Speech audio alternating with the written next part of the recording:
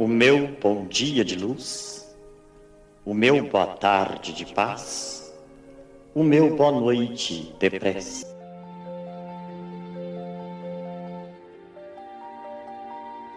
Inicia-se agora o nosso programa de prece. Você está convidado a participar conosco desse momento de oração.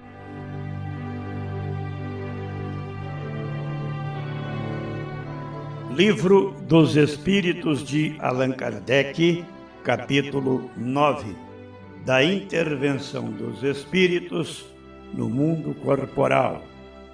Influência oculta dos espíritos em nossos pensamentos e atos. Pergunta de número 459. Influem os espíritos em nossos pensamentos e em nossos atos?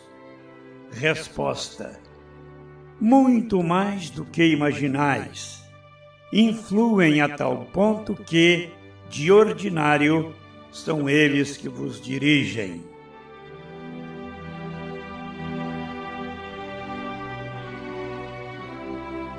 Mensagem da companheira Poliana Rezende, residente em Uberlândia, Minas Gerais. Do livro Lições para a Felicidade, psicografia de Divaldo Franco, pelo espírito Joana de Ângeles. Capítulo 28. Desafios da luta. Pergunta 909. Poderia sempre o homem, pelos seus esforços, vencer as suas más inclinações? Sim, e frequentemente fazendo esforços muito insignificantes. O que lhe falta é a vontade. Ah, quão poucos dentre vós fazem esforços! A inevitável proposta da evolução moral e espiritual conduz o ser humano a enfrentar desafios incessantes, que o aprimoram a pouco e pouco, sem cuja realização a conquista de valores dignificantes se faria muito mais difícil. Quem se recusa ao convite do sacrifício pessoal transformador candidata-se à paralisia espiritual. E mesmo que deseje impedir-se a luta, que se negue a experimentar os sofrimentos que decorrem dos impositivos de crescimento interior, é compelido pelas sábias leis da vida a enfrentá-los e enfrentar-se, quando mais tarde, sem o desejar, desperte nas expiações santificadoras. Não raro, muitos indivíduos forrados de intenções superiores e desejando servir à humanidade, porque se encontram tomados de sentimentos nobres, pensam em desistir ou recuar nos seus propósitos em razão dos enfrentamentos perturbadores, das lutas que se tornam imperiosas e que lhes exigem sacrifícios e renúncias, desde o momento em que se candidatam a realizá-los. Não obstante desagradáveis, são esses os mecanismos de aferição dos valores elevados para todos os seres. Desejar-se uma existência cômoda, sem tropeços nem problemas, não passa de utopia, mesmo que a criatura seja possuidora de recursos econômicos sólidos e desfrute de excelente situação social. A luta na Terra é resultante de fenômenos biológicos, emocionais, psíquicos, sociais e outros, desde que ninguém se encontra reencarnado, desfrutando de perfeição, mas necessitando de aprender a crescer e a desenvolver os grandiosos milagres que lhe dormem latentes, aguardando as ocorrências propícias ao seu desenvolvimento. O automatismo fisiológico dá-se sem qualquer esforço. Entretanto, para que os sentimentos desabrochem e alcancem a finalidade, para a qual se destinam, a contribuição consciente de cada pessoa se torna indispensável. Evidentemente, logo que tomada a decisão, estabelece-se a batalha para a vitória dos ideais. A vida é dádiva de Deus, que deve ser conquistada com esforço em todas as suas expressões, e para tanto, a luta se torna irrecusável. Como consequência, a dor se expressa e deve ser absorvida com naturalidade. Consciente dessa condição, mais fáceis se tornam quaisquer enfrentamentos ante a segurança dos resultados que propiciam ventura e paz. Ninguém se deve dificultar a ascensão por comodismo ou receio, quando convidado à conquista do infinito. Deter-se no pequeno espaço mental e físico em que se encontra constitui atraso moral e deverá ser superado. A execução de qualquer tarefa propicia desgaste da energia, aplicação de esforço, contribuição pessoal. Naquela que se refere à transformação do ser e da sociedade, é compreensível que se torne mais dispendiosa, porque trata de alterar o já conseguido, modificando as estruturas vigentes e ampliando os horizontes para o enriquecimento geral. Para impedi-lo, muitas forças se conjugam, como efeito dos interesses que se encontram em jogo.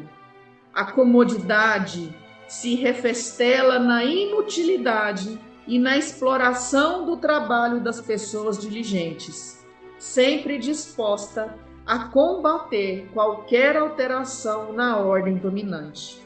O autoritarismo explora a simplicidade e a ignorância daqueles que lhe sofrem o jugo, colocando-se contra qualquer movimento que lhe ameace a estabilidade.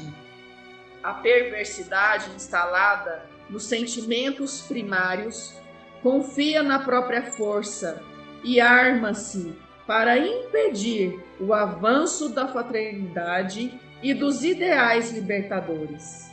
A frustração e o vazio existencial reúnem-se para investir contra as propostas de enriquecimento interior. O orgulho e o egoísmo dão-se as mãos e disputam a primazia que se acreditam, não admitindo a perda da pequenez moral em que se comprazem. A inveja e o despautério abrem abismos pelo caminho, dificultando o avanço dos que contribuem para a harmonia e o bem-estar geral. A intriga insensata faz-se calúnia atroz e conspira com virulência, dificultando o entendimento dos propósitos enriquecedores.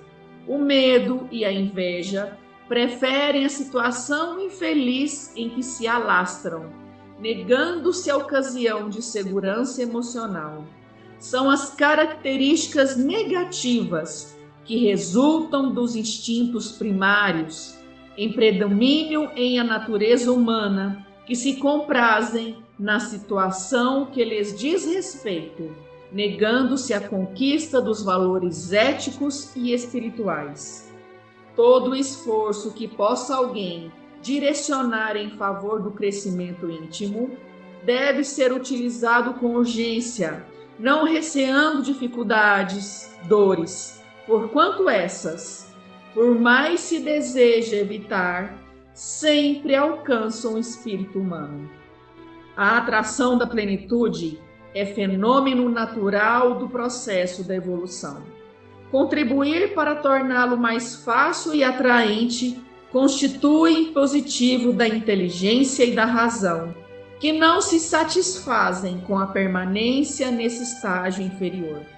Todo crescimento propõe novas adaptações e essas se fazem mediante emoções novas, nem sempre agradáveis, até que sejam instalados os mecanismos psicológicos de harmonização.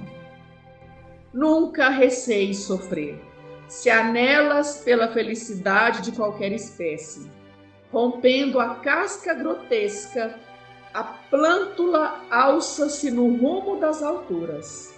Despedaçando-se sob os golpes do buril, o bloco de pedra se transforma em beleza. Diluindo-se nas altas temperaturas, os metais se amoldam a novas formas e utilidades.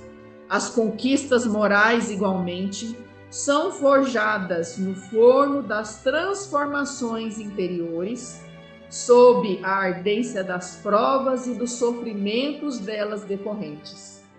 Alegra-te quando incompreendido, por estares na defesa dos ideais de enobrecimento e nas realizações que contribuem para o progresso da sociedade. Não aguardes compreensão antes do tempo, nem apoio por parte daqueles que permanecem em faixa emocional diferente da tua. És candidato decidido a conseguir o triunfo dos teus projetos. Eles te pertencem e não aos demais. Portanto, não dês demasiado valor às conspirações das pessoas que te antagonizam. Elas desconhecem os teus propósitos e apenas veem o que possuem interiormente, projetando seus conflitos nos teus planos audaciosos.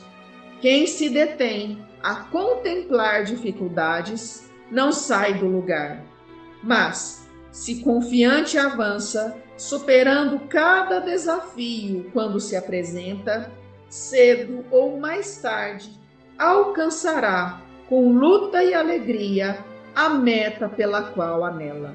Ave Cristo.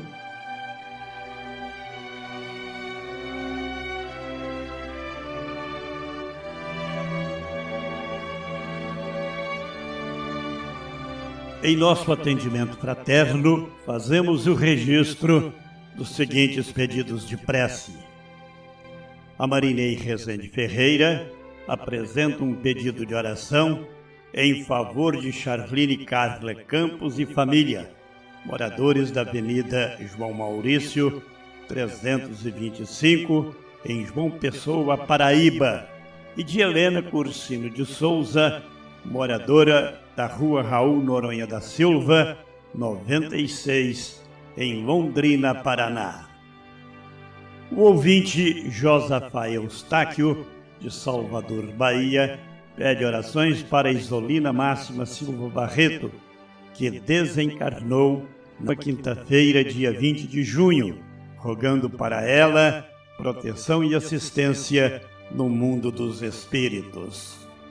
As pessoas cujos nomes foram citados em nossos pedidos de prece recebem neste momento as nossas vibrações na força dessa corrente de oração, em nome de Deus.